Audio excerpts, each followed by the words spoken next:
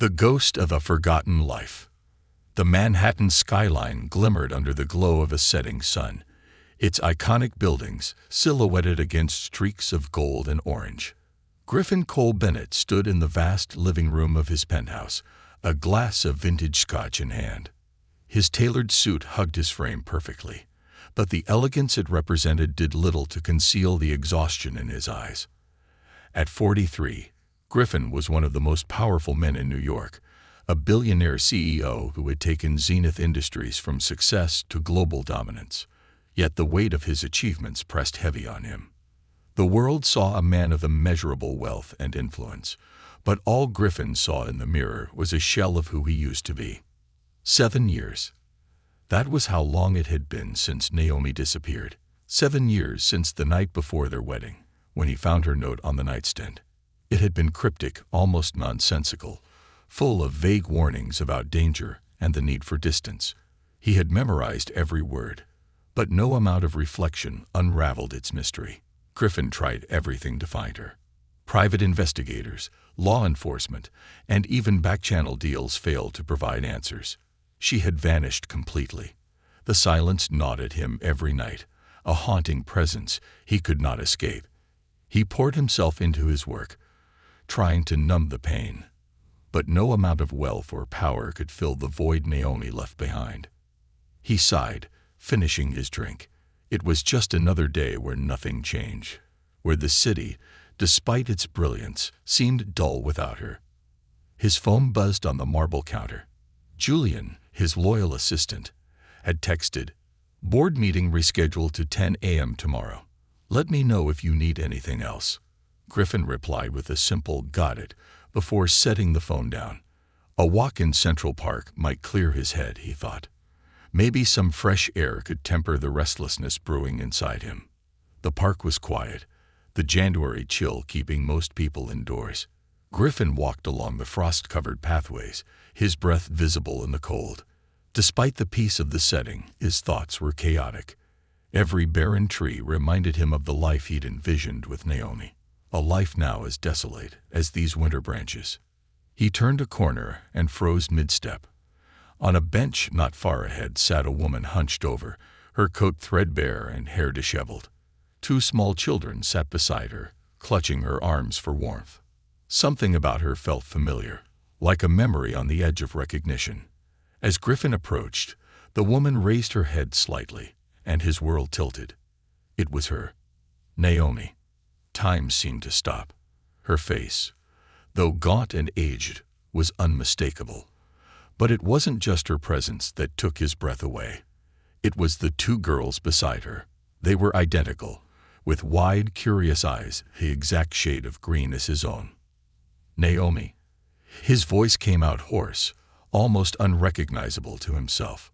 Her eyes widened in shock, and for a fleeting second, he saw the woman he had loved, before fear overtook her expression. She stood abruptly, pulling the children closer. "We need to go," she said, her voice cracked and trembling. Griffin stepped forward, his heart pounding. No, not this time. He reached for her arm, and she flinched, pulling back as though his touch would burn her. "Please, Griffin," she whispered, her eyes darting around the park. "Let us go." "No," he said firmly, his tone softening. "I've been searching for you for 7 years. You don't just get to disappear again. Not without telling me the truth." Naomi hesitated, glancing at the girls who clung to her coat. One of them looked up at Griffin with wide eyes, her gaze so strikingly familiar that it sent a pang through his chest. "They're mine, aren't they?" he asked, his voice breaking. Naomi's lips trembled, but she didn't respond. Her silence spoke louder than words. "Why didn't you tell me?" he demanded, his voice rising. "Why?" "Because I had no choice," she snapped, her voice filled with a mix of desperation and anger. "I had to protect them. To protect you." "From what?" he asked, confused. She shook her head. "You wouldn't understand." "Then make me understand," Griffin pressed. He looked at the girls again, his heart aching. "You owe me that much." Naomi's shoulders sagged, the fight draining out of her. "Not here," she said finally, her voice barely above a whisper. It's not safe. They ended up at a small diner on the edge of the park.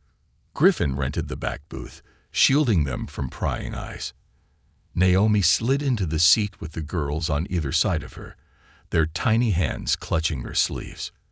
Griffin sat across from her, his gaze never leaving her face. "Talk," he said, his voice firm but not unkind. Naomi hesitated, her eyes darting to the girls. "Can we not do this right now?" she asked. "They've been through enough." "Naomi," Griffin said, his voice softening. "I deserve answers." Her jaw tightened.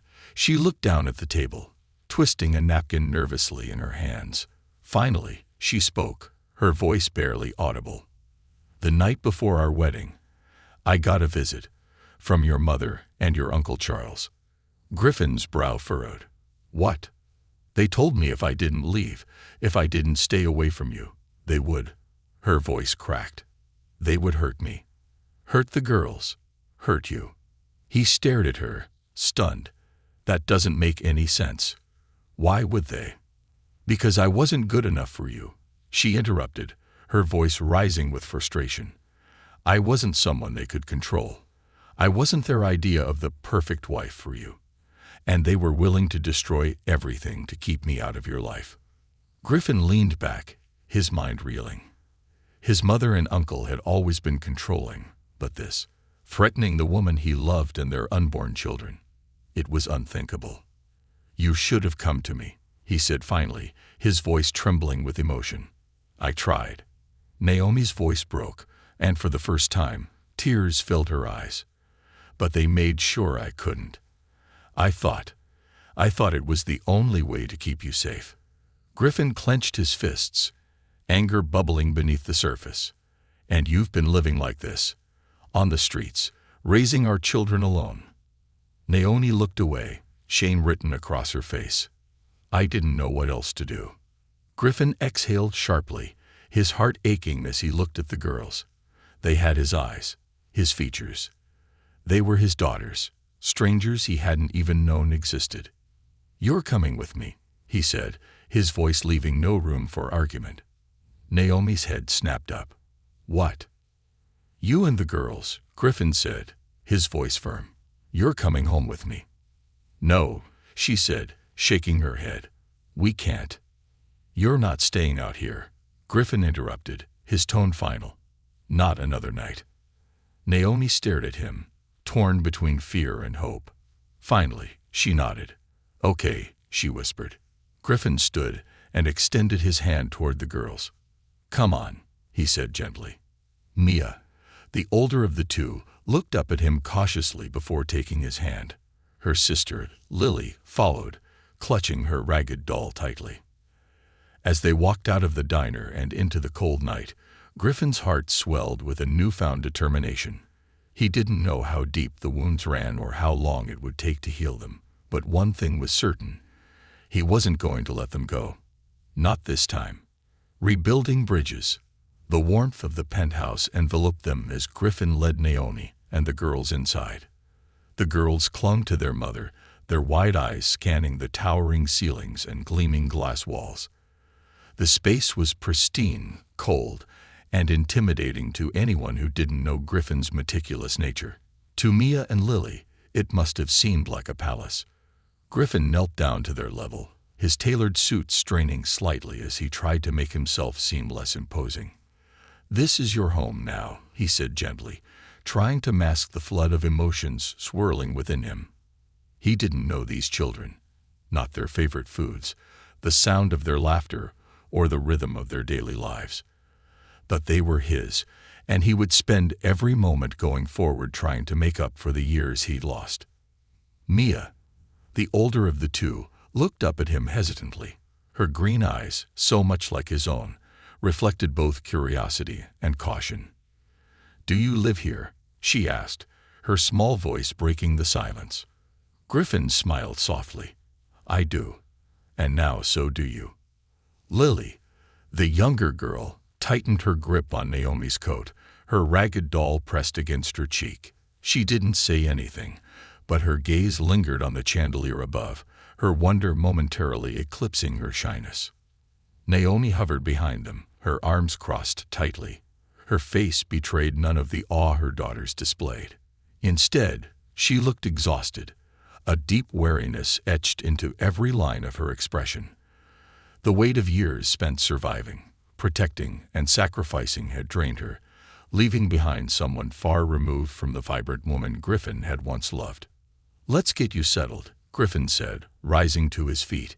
He motioned toward Julian, who had been standing quietly by the door, his professional demeanor unwavering despite the unusual circumstances. "Julian, can you arrange for some clothes and toys for the girls? Something warm and comfortable," Griffin instructed. "Of course, sir," Julian replied, glancing briefly at Naomi before leaving to make the arrangements. Naomi frowned as the girls clung to her sides. "We don't need." "You do," Griffin interrupted, his tone firm but not unkind. "Let me help, Naomi. Please." For a moment, she looked as if she might argue, but the fatigue in her eyes won out. She nodded reluctantly. The girls were soon occupied in the guest room Griffin had hastily designated for them. Julian had returned with armfuls of toys, blankets, and clothes, enough to create a small haven for Mia and Lily. Their laughter, tentative at first, grew bolder as they explored the newfound treasures. Griffin stood in the doorway, watching them with a mix of awe and regret. They looked so much like him, but the years apart had created a chasm he wasn't sure how to bridge. Naomi appeared beside him, her arms crossed again.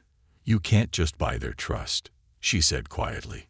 He turned to her, his expression softening. "I'm not trying to buy it. I want them to feel safe." She let out a sigh, her defenses momentarily lowering. They've never known safety like this. It's always been moving from one place to another, trying to stay ahead of the threats. "What threats?" Griffin asked, his voice low but insistent. "Naomi, you keep saying you were protecting them. Protecting me. From what? My mother? Charles?"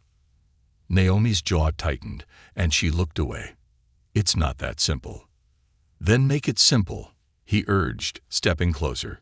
"You owe me the truth, Naomi. Not just for me, but for them." She hesitated, her hands trembling slightly before she clasped them tightly together. "After your mother and Charles forced me to leave, I thought they'd leave me alone if I stayed away. But they didn't." Her voice cracked, and she took a shaky breath. "They had people watching me, tracking me. Every time I tried to settle somewhere, they found me. I couldn't let them get close to the girls." Griffin's fists clenched, rage bubbling beneath his calm exterior.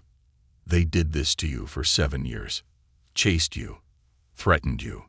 Naomi nodded, her eyes glistening with unshed tears.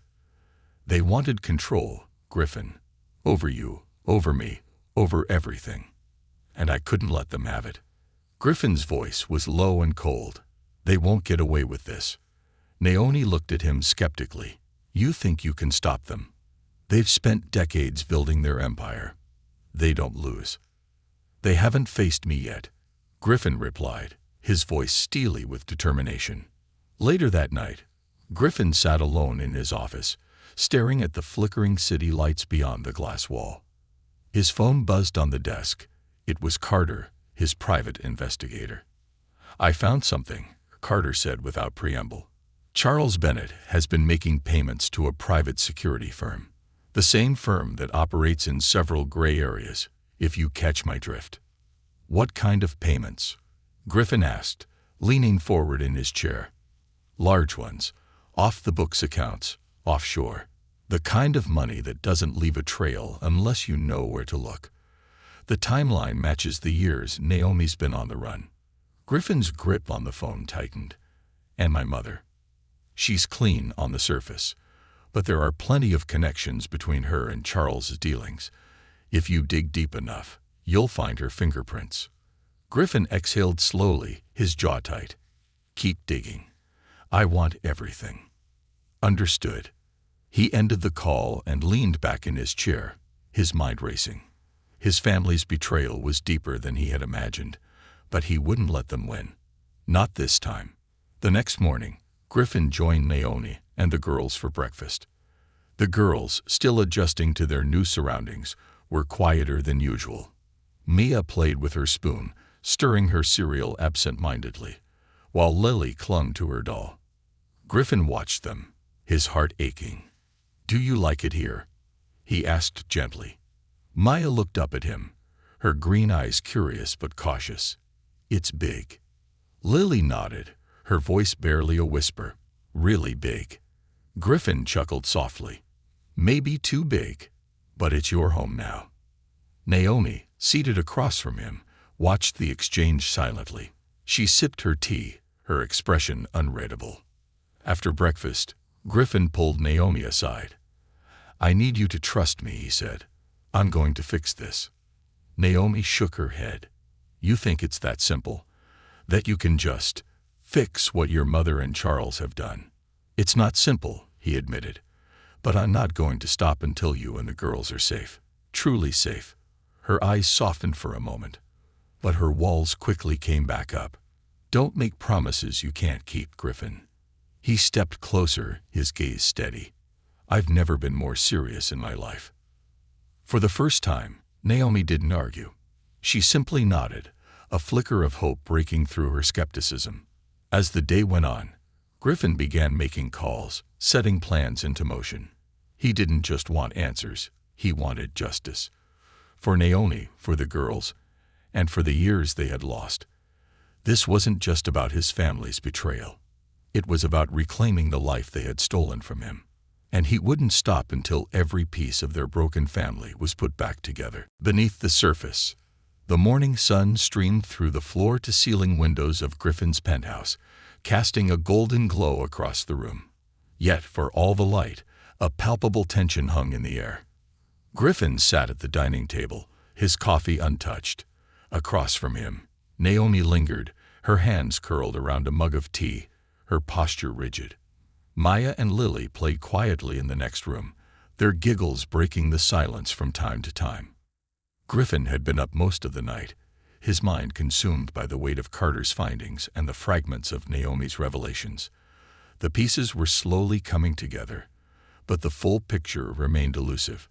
"You didn't sleep," Naomi observed, her voice soft but matter-of-fact. "Neither did you," Griffin replied without looking up. His tone wasn't accusatory, just a statement of truth. She exhaled slowly, her gaze fixed on the steam rising from her tea. "I haven't slept properly in years." Griffin's jaw tightened. "That's going to change." Naomi raised an eyebrow. "You say that like it's a promise you can keep." "I don't break my promises, Naomi," he said, his voice firm. "Not to you. Not to them." She stared at him for a long moment, as if trying to decipher the man sitting across from her. "You don't understand what you're up against." "Then tell me," Griffin pressed, leaning forward. "Help me understand. Because if you keep shutting me out, I can't fix this." Naomi shook her head, her fingers tightening around the mug. "You think it's just about your mother and Charles. But it's bigger than that, Griffin. They're not the only ones who wanted me gone." "What are you saying?" he asked, his eyes narrowing. Naomi hesitated, glancing toward the doorway where Mia and Lily's laughter echoed softly. "I'm saying there are people, powerful people, who will do whatever it takes to protect their interests. And they see me as a threat." "A threat to what?" Griffin demanded, his frustration evident. "To you," she replied, her voice barely above a whisper. "To your empire. To everything you've built." Griffin paced the length of his office later that morning, his mind racing. Naomi's words had unsettled him in a way few things ever had. He was used to control, to understanding every facet of his world, and bending it to his will. But this was a shadowy force operating in the background of his life, manipulating events he hadn't even realized were in play. He called Carter, his investigator, who answered on the second ring. "Carter, I need you to dig deeper," Griffin said, his tone sharp. "Not just into my mother and Charles, into anyone connected to their dealings. Look for anything that could tie back to Zenith Industries or my personal life. Carter hesitated. That's a wide net, Mr. Bennett. It'll take time. Then hire more people, Griffin snapped. Money isn't an issue. Understood, Carter replied, his voice steady. I'll get back to you as soon as I find something. Griffin ended the call and ran a hand through his hair. His reflection in the glass wall stared back at him, a man accustomed to control now grappling with the unknown. That evening, Naomi stood in the kitchen, watching the girls decorate cookies Julian had brought home earlier. Mia carefully spread icing on her cookie, her tongue poking out in concentration, while Lily smeared hers with colorful sprinkles, giggling at the mess she made. Griffin walked in quietly, leaning against the doorway. He watched the scene unfold, his heart swelling with a mixture of joy and regret. These simple moments, the kind of moments he had missed, were what life was supposed to be about. They're happy, Naomi said without turning around. She had sensed his presence before he even spoke. They should be, Griffin replied, stepping into the room. They deserve to be. Naomi glanced at him, her expression guarded. You're good with them. Griffin smiled faintly. I'm trying. She hesitated, then added, they don't trust easily. You'll need to be patient. I will be, he promised, his voice steady, for as long as it takes. Naomi's lips pressed into a thin line, but she didn't argue. That night, after the girls had gone to bed, Griffin found Naomi on the balcony. She leaned against the railing, staring out at the city lights. The chill in the air made her shiver slightly, but she didn't move. You'll catch a cold, Griffin said, stepping out and draping a blanket over her shoulders. Old habits, she murmured. When you spend years running, you get used to the cold. Griffin leaned against the railing beside her. You don't have to run anymore. Naomi laughed bitterly. You keep saying that like it's true. It is true, he insisted. Naomi, I'm not just going to let them win. Whoever they are, whatever they've done, I'll stop them. She looked at him, her expression a mix of skepticism and hope. And what if you can't? I can, he said firmly. I've built an empire from the ground up. I've taken on the most powerful people in the world and won. This isn't any different. Naomi shook her head. You don't get it, Griffin. They don't fight fair. They don't play by the same rules you do. Then I'll learn their rules, he replied, his voice cold, and I'll beat them at their own game. For the first time, Naomi's defenses seemed to crack. She looked at him with something akin to trust, a flicker of the bond they had once shared. I hope you're right, she said softly. For all our sakes. The next morning, Carter called with an update. Mr. Bennett, I've uncovered something you need to see. There's a series of offshore accounts linked to Charles, but the transactions aren't just payments. They're investments, specifically in companies tied to competitors of Zenith Industries. Griffin frowned. Competitors? Why would Charles invest in companies trying to undermine Zenith? That's not all, Carter continued. There's evidence that some of these companies are shell corporations, fronts for individuals connected to powerful lobbying groups. Groups that could be trying to destabilize your position. Griffin's mind raced. And my mother, is she involved? Directly? No, but there are connections. People she's worked with in the past who are tied to these groups. It's subtle, but it's there. Griffin clenched his jaw. Keep digging. I want names, Carter. Every name. Understood. By the time Griffin ended the call, his resolve had hardened. Whoever these people were, whatever they wanted, he would uncover the truth. He would protect Naomi and the girls, no matter the cost. He found Naomi in the living room, helping Mia and Lily with a puzzle. The girls' laughter filled the room, a stark contrast to the storm brewing in his mind. Naomi, he said, his voice steady but urgent. We need to talk. She looked up, her expression wary. What is it? Carter found something, he said.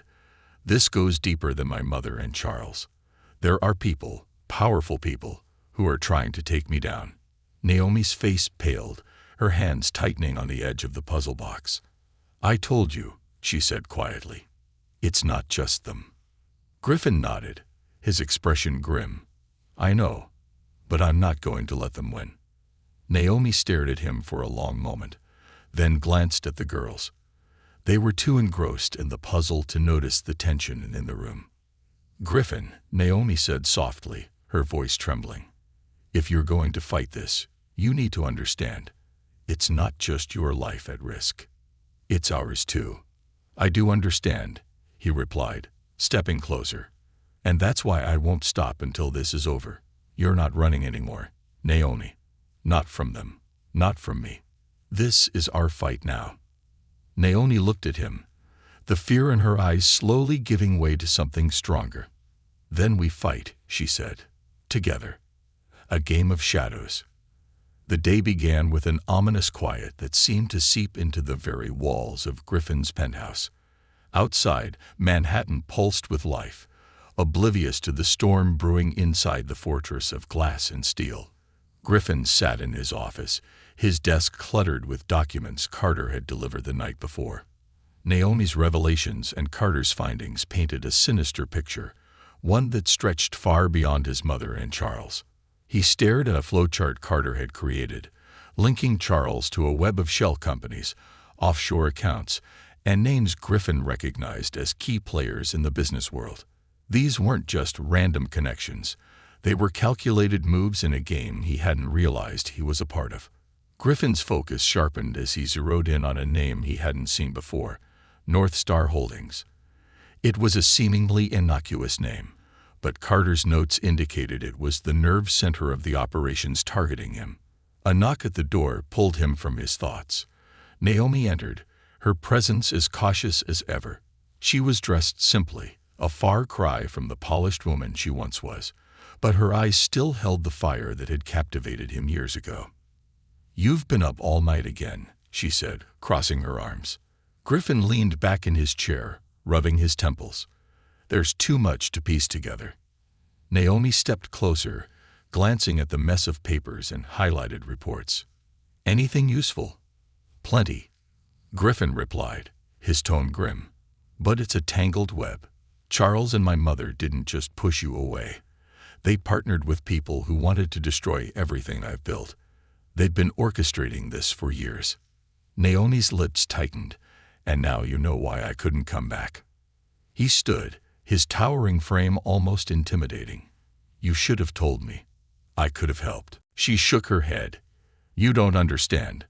They didn't just threaten me, Griffin. They threatened you. The girls. Everyone. His jaw tightened, and his voice lowered to a growl. They should have known better. By mid-afternoon, Griffin had summoned Carter to the penthouse. Naomi sat in the corner of the office, her presence silent but watchful. Carter entered, a large manila folder tucked under his arm. He looked tired, but his expression was determined. Mr. Bennett, Carter began, we've uncovered more about North Star Holdings. It's a shell corporation that doesn't officially exist.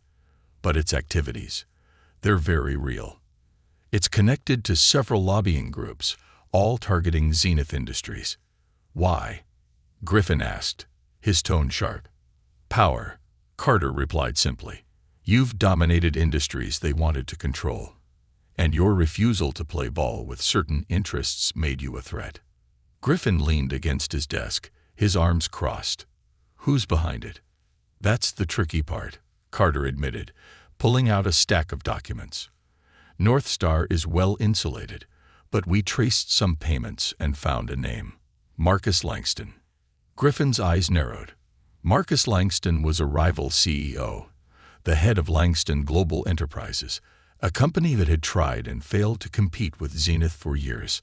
Langston had always been a thorn in his side, but Griffin had underestimated just how far the man was willing to go. Langston's been funding this operation, Griffin asked. Carter nodded, directly and indirectly. And your mother and Charles have been enabling him, feeding him information about Zenith's vulnerabilities. Naomi inhaled sharply, her hands clenching into fists. They worked with him. Yes, Carter confirmed. And there's more. Langston's lobbying efforts aren't just about business. He's tied to groups with less savory reputations, groups that don't hesitate to use intimidation, or worse, to achieve their goals. Griffin's mind raced. This wasn't just a business rivalry. It was a full-blown conspiracy. "What about Naomi?" he asked. "Were they targeting her too?" Carter hesitated. "It's hard to say. But based on what we found, it's likely. They saw her as leverage, a way to control you or weaken you." Naomi's face hardened. "They didn't just see me as leverage. They hunted me." Griffin turned to her, his voice low but resolute. "They won't hunt you anymore." The following day, Griffin met with his legal team and most trusted executives in a secure conference room at Zenith Industries. The stakes were too high to leave anything to chance. As Carter laid out the findings, the room buzzed with a mixture of anger and disbelief. "Marcus Langston is playing with fire," one executive muttered. "If this gets out, it'll ruin him." Griffin's gaze was cold and unyielding. "It won't just ruin him. It'll destroy him." The plan was simple but effective. Carter and the legal team would gather enough evidence to publicly expose Langston, along with anyone who had supported him, including Charles and Elizabeth Bennet. But Griffin knew this wasn't just a matter of strategy. It was a battle for survival. Back at the penthouse, Naomi watched as Griffin juggled calls and meetings, his determination unshakable. For the first time, she allowed herself to believe he might actually win, but the cost of that victory still terrified her. "Griffin," she said quietly as he ended a call, "what happens if they fight back? If they come after you the way they came after me?" He walked over to her, his expression softening. "Let them try," he said simply. "I'll be ready." Naomi shook her head. "You don't understand how ruthless they are.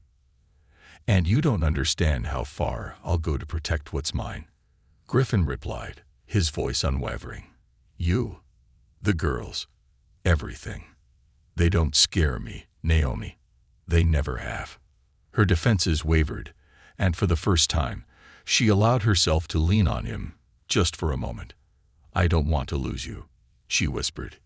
"You won't," Griffin said, wrapping an arm around her. "I promise." That night, while the city slept, Griffin sat in his office, finalizing the next steps of his plan. The evidence was damning, and the trap was set. All that remained was springing it. But as he stared out at the glittering skyline, a sense of unease settled over him. Langston was cunning, and his mother and Charles were formidable in their own right. This wouldn't be a clean fight. There would be casualties, collateral damage. Griffin glanced at the photo Carter had slipped into the file earlier. It was of Naomi and the girls, taken by one of Langston's hired operatives. The message was clear.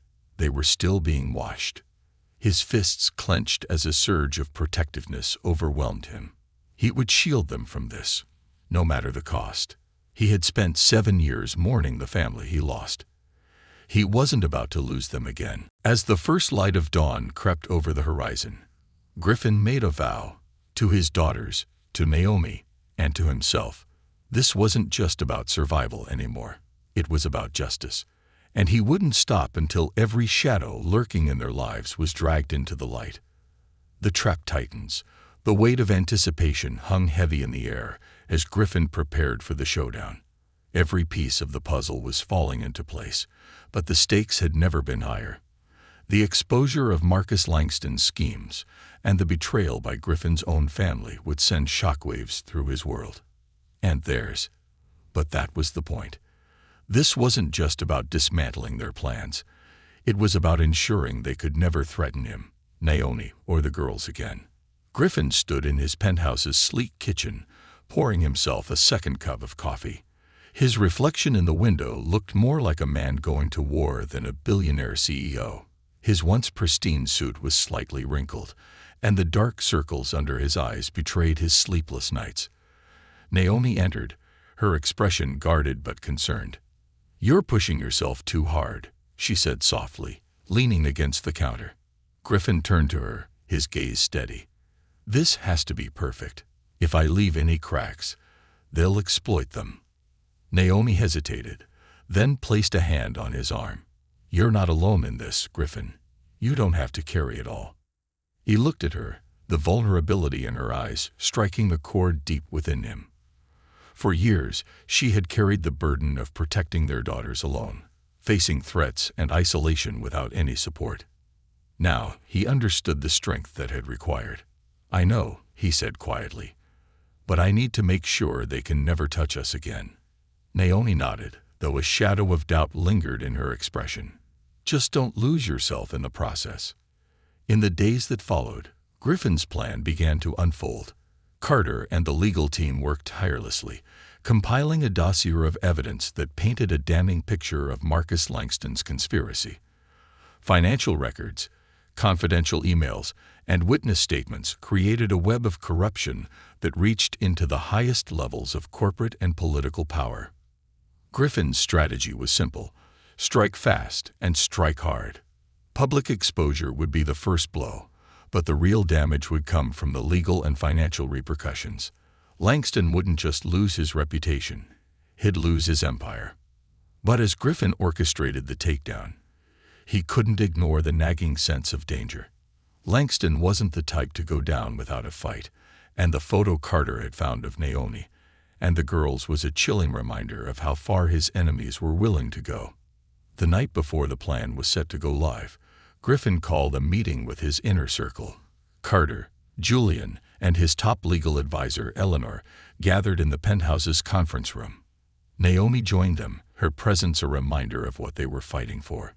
"This is the final phase," Griffin began, his tone measured but firm.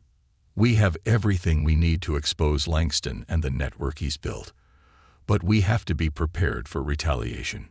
Eleanor, a sharp-eyed woman in her early 50s, nodded. "Langston has deep pockets and powerful allies. He'll fight back, and it won't be clean." "I'm counting on that," Griffin replied. "The more he panics, the more mistakes he'll make. And when he does, we'll be ready." Carter leaned forward, his expression serious. "There's one more thing. We've traced surveillance activity near this building. Langston's people are watching you. And Naomi." Naomi stiffened, her hands clenching into fists. "They're still tracking us." Griffin's gaze darkened, not for long. "I've already increased security.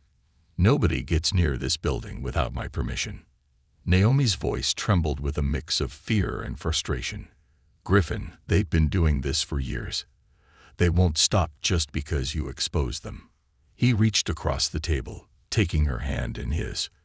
"They'll stop when I take everything from them." The morning of the takedown was a whirlwind of activity. The dossier was sent to key media outlets, law enforcement, and regulators, ensuring that the revelations couldn't be buried.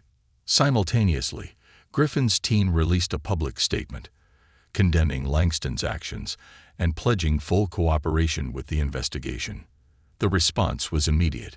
News outlets exploded with coverage, dissecting every detail of Langston's corruption and the role of Griffin's own family in the conspiracy. Social media lit up with outrage, and protests erupted outside Langston Global's headquarters. But Griffin wasn't celebrating. He knew this was only the beginning. That afternoon, Naomi found him in his office, staring at the television as reporters analyzed the fallout. "It's working," she said, her voice a mix of relief and uncertainty. Griffin nodded, though his expression remained grim. "Langston's cornered. He'll either fight back or try to cut a deal." "And your mother?" Naomi asked. "She's been quiet," Griffin admitted. "Too quiet. But I have Carter keeping an eye on her." Naomi hesitated, then asked the question that had been weighing on her mind.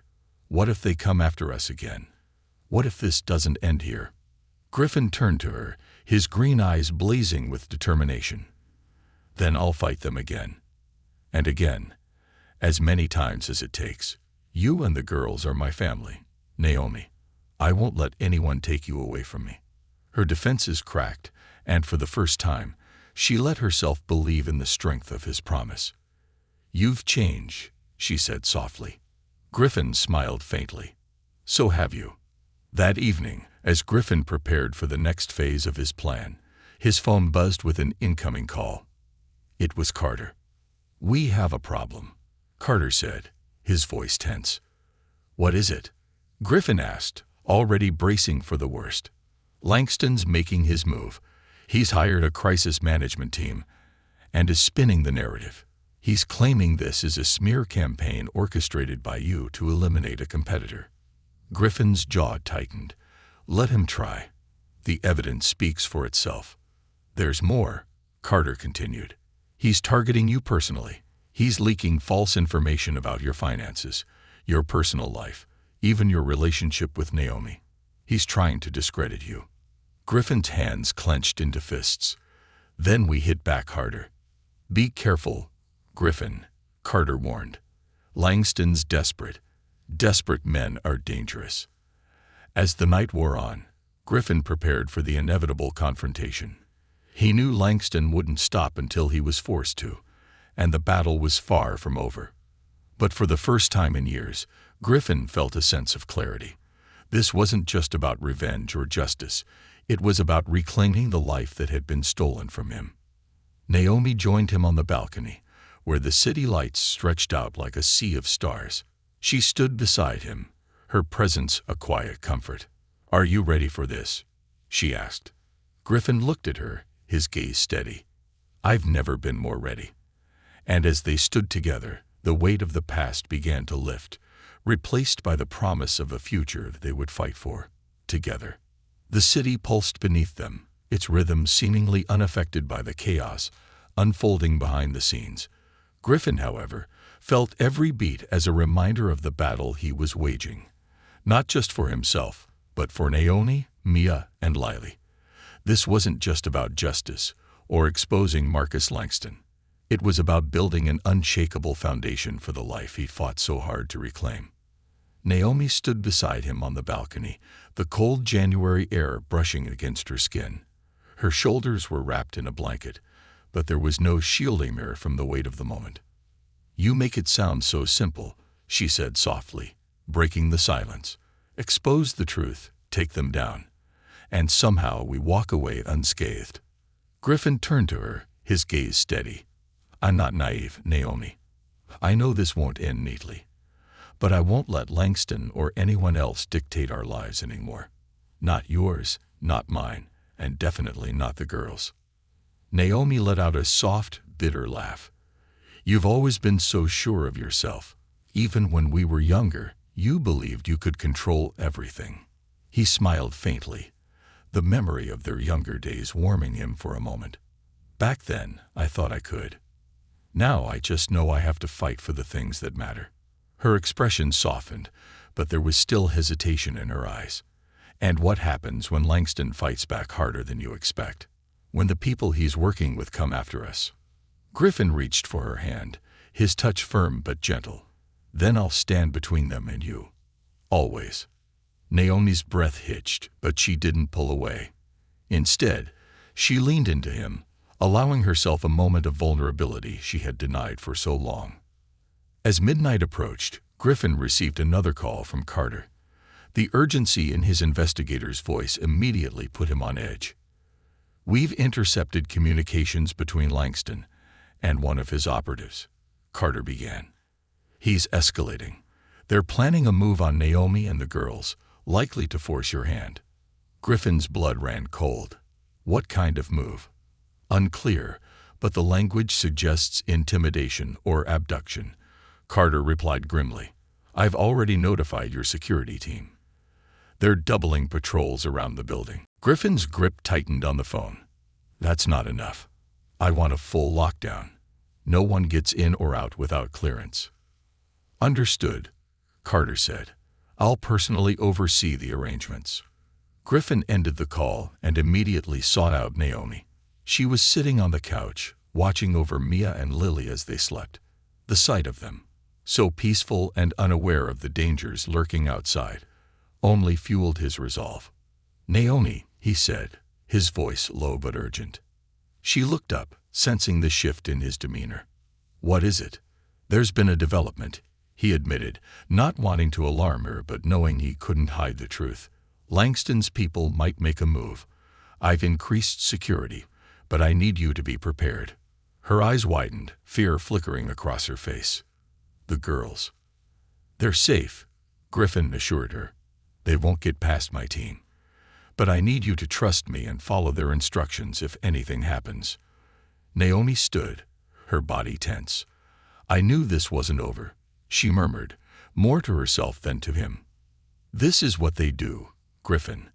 They don't play fair." "I know," he said, stepping closer. "But I'm not the same man I was when they forced you to leave. They won't win this time."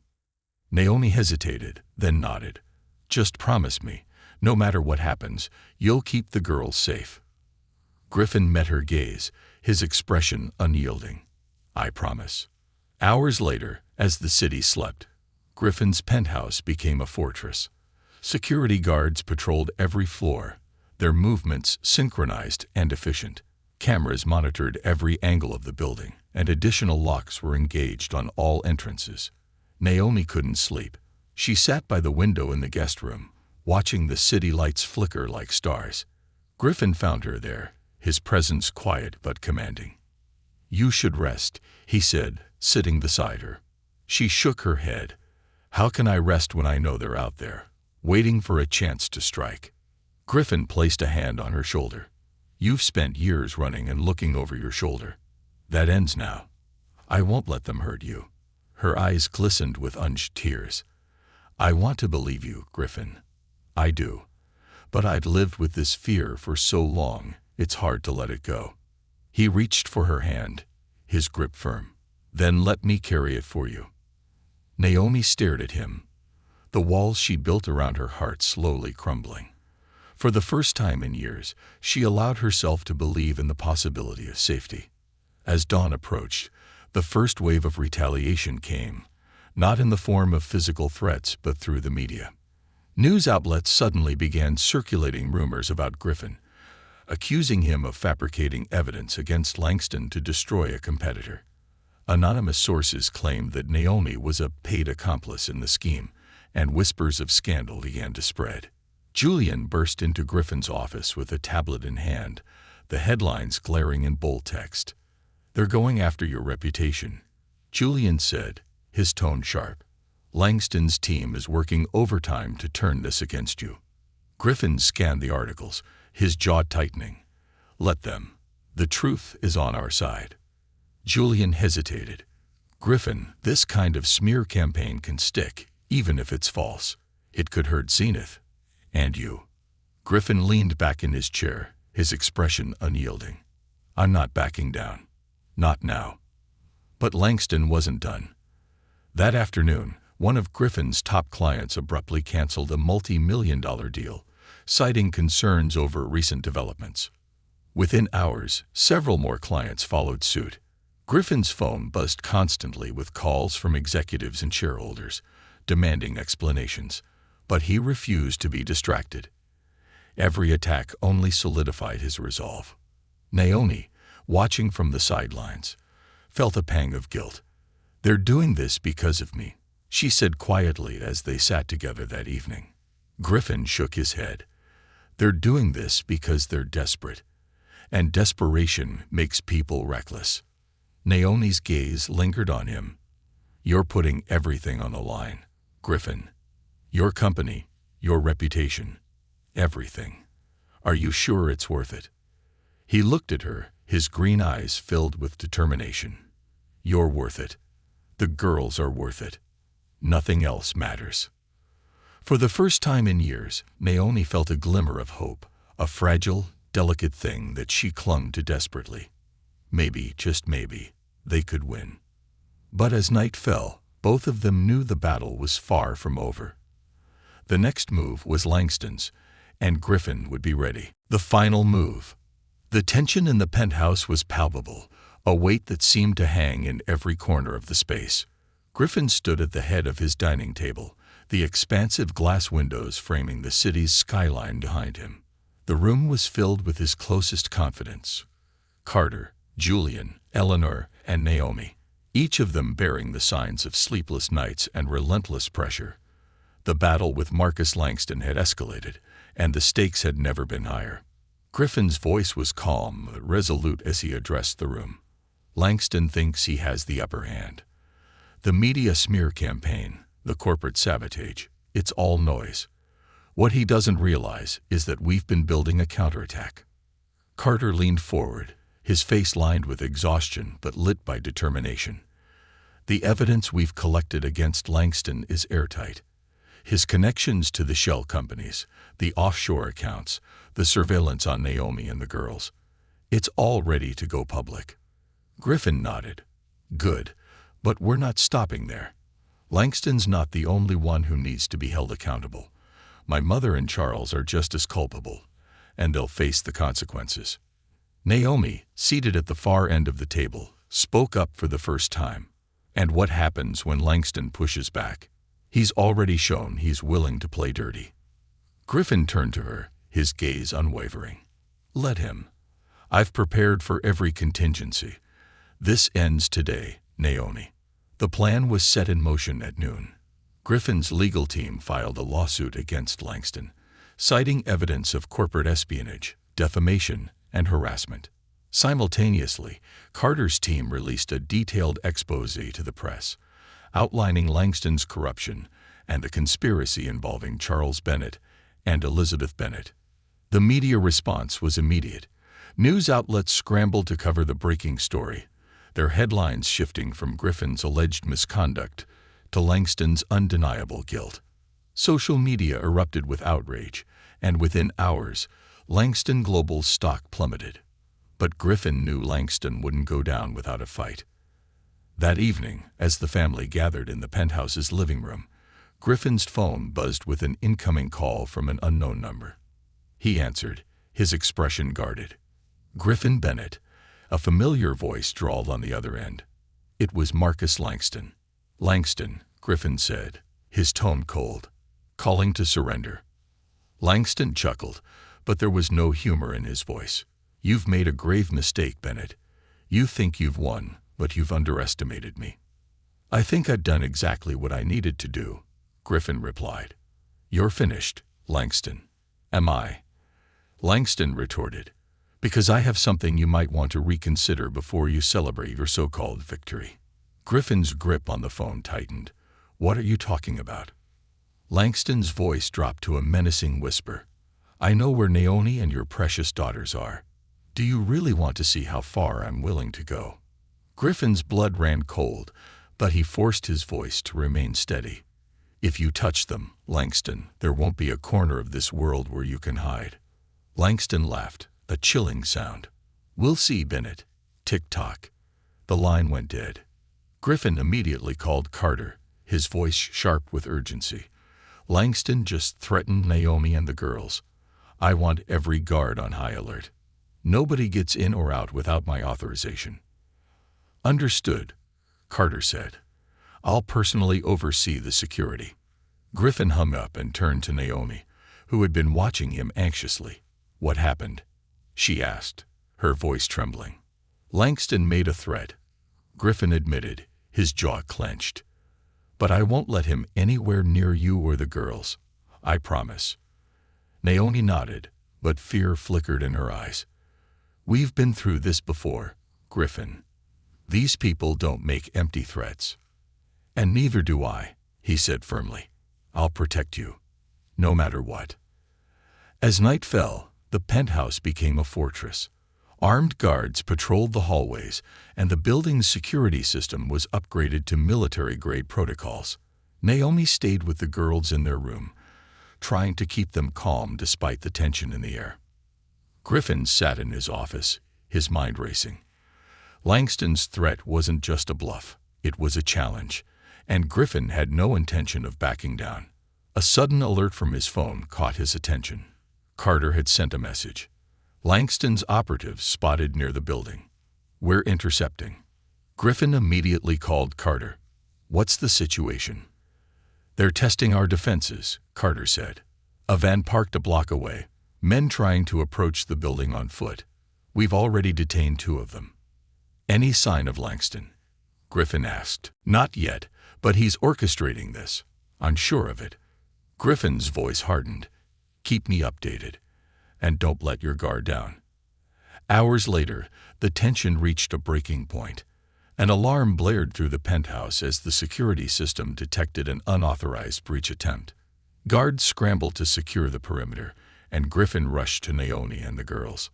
Naomi was holding Lily close, her face pale but resolute. Maya stood beside her, clutching her sister's hand. "What's happening?" Naomi asked, her voice steadied despite the fear in her eyes. "Just a scare," Griffin said, his voice calm. "You're safe." "Don't lie to me," Naomi said, her eyes narrowing. "What's really going on?" Griffin hesitated, then admitted, "Langston's making his move, but I'm not letting him anywhere near you." Before she could respond, Carter appeared at the door, his expression tense. "We've secured the breach. It was a diversion." "For what?" Griffin demanded. "We don't know yet," Carter admitted, "but we're monitoring every angle." Griffin nodded, his mind racing. "Keep everyone on high alert. I want Langston found."